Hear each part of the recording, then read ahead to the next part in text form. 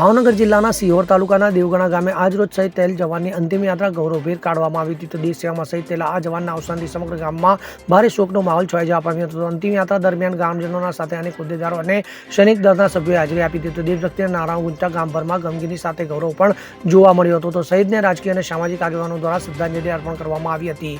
તો આ વીર પુત્રનું બલિદાન ગામના માટે અભિમાન અને પ્રેરણાનું સ્ત્રોત બની રહેશે. અમીન પાયક સાથે CN24 ન્યૂઝ ભાવનગર. હવે જુઓ દેશ દુનિયાની તમામ ખબરો તમારી આંગળીના ટેરવે.